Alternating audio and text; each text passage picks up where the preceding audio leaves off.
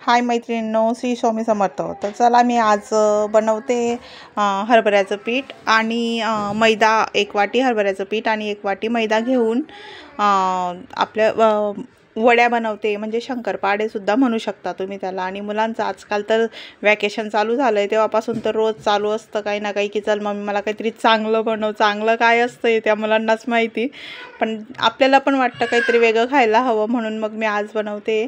तर मी इकडे घेतलं 1 वाटी हरभऱ्याचं पीठ, मैदा 1 वाटी, जिरेपूड आणि ओवा आणि हळद आणि चटणी पावडर टाकलं आहे मी त्याच्यात.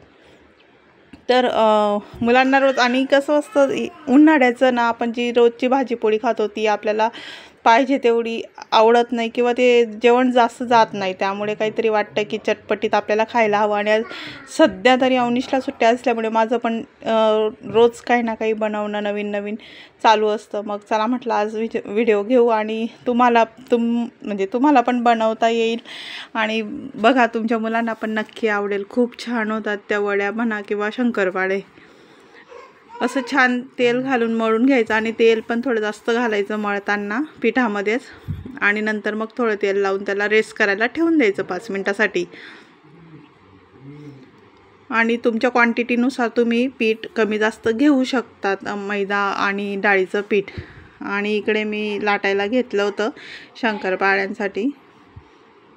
आणि खूप छान, म्हणजे मिनी समोसासुद्धा म्हणू शकतो. मुलांना काहीतरी एंटरटेन करायचं असतं आपल्याला, तर ते खातील त्या हिशोबाने अजून.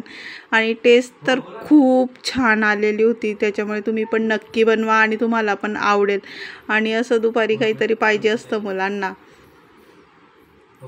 तर अशा पद्धतीने हे शंकरपाळे तयार आहेत आणि खूप टेस्टला छान झालेले आहेत.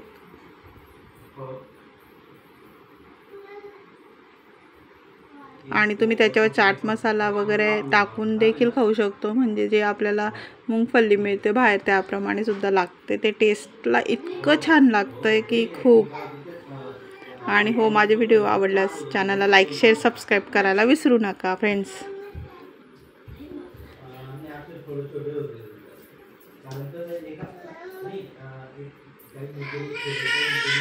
तुम्हाला आवाज येईल पिऊचा.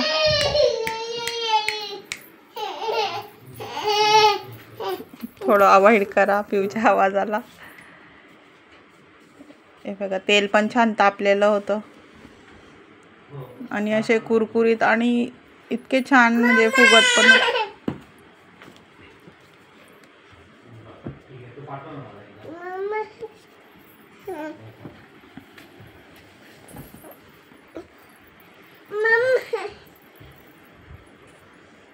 खूप छान, म्हणजे पिऊला पण आवडलं. आणि मुलांना कसं असतं, एखादी वस्तू हातात दिली की ते चला फिरत फिरत पण खाऊ शकतात लहान मुलं. अशा पद्धतीने खूप छान तयार झाले शंकरपाळे. तर तुम्ही नक्की बनवा.